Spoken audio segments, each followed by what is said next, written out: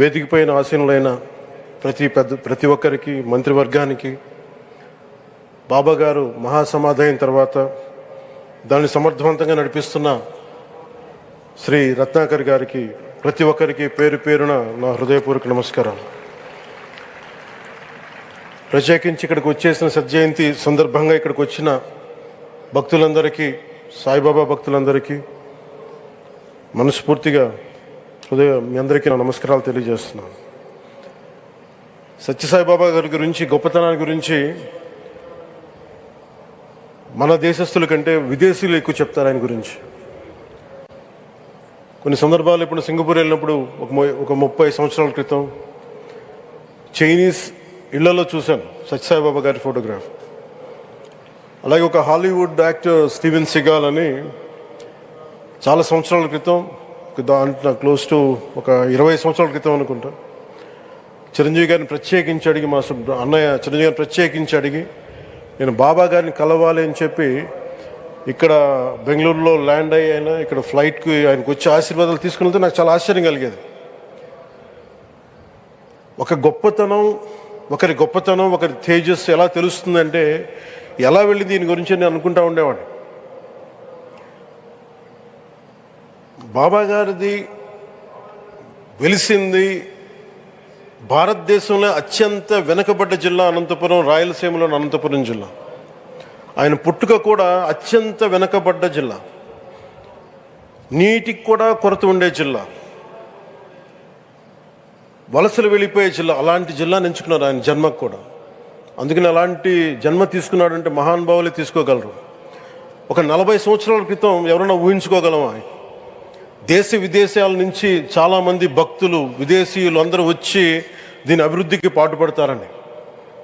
So ఒక ఆధ్యాత్మిక తేజస్సు, విశ్వ ప్రేమ ఉన్న వ్యక్తుల వల్లే ఇది సాధ్యం. అలాంటి వ్యక్తుల కోసం ప్రత్యేకించి గౌరవ ప్రధానమంత్రి నరేంద్ర మోదీ గారికి ఇష్టమైనది ప్రజలందరికీ కనీసం ఒక 50 లీటర్ల నీళ్లు ఇవ్వాలి,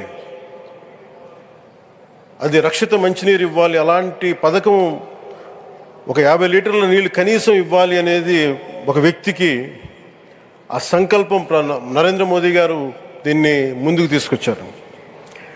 ఒక ప్రభుత్వ పరంగా దీన్ని ప్రధానమంత్రి గారు తీసుకొస్తే, ఒక ఆధ్యాత్మిక గురువుగా ఏ ప్రభుత్వం ఆలోచించినప్పుడు, ప్రభుత్వాలే దీని గురించి సగటు వ్యక్తికి నీరు ఎలా అందించాలనుకున్నప్పుడు దాన్ని ఆలోచించింది సత్యసాయిబాబా గారు ఆలోచించారు. అప్పుడు ముఖ్యమంత్రిగా చంద్రబాబు గారు ఉన్నప్పుడు వారికి ఒకటే చెప్పారండి, నేను ప్రజలకి దాహం తీర్చాలనుకుంటున్నాను.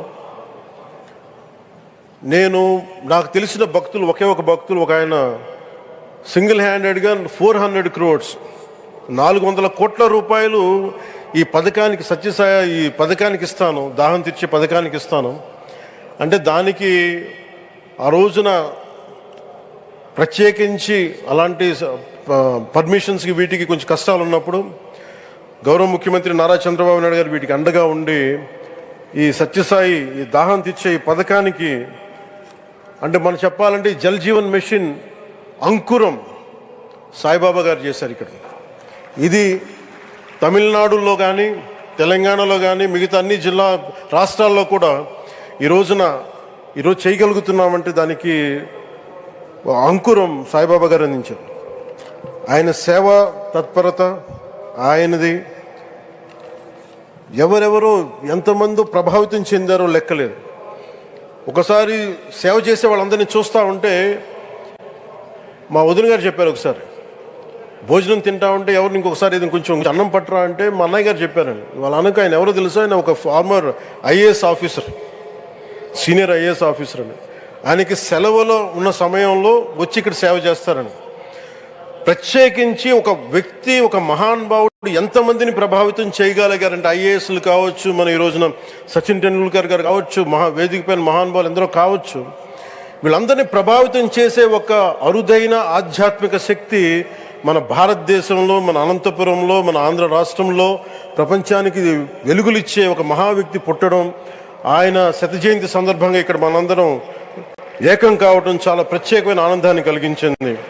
ఆయన సేవా తత్పరతని, స్ఫూర్తిని మున్ముందు మేమందరం కొనసాగిస్తాం. గౌరవ ప్రధానమంత్రి అవర్ బిలౌడ్ ప్రైమ్ మినిస్టర్ ఆధ్వర్యంలో మేమందరం కొనసాగిస్తామని తెలియజేసుకుని ఇదే సేవా తత్పరతని ముందుగా అందరం కొనసాగించాలని తెలియజేసుకుని సెలవు తీసుకున్నాను. జై హింద్.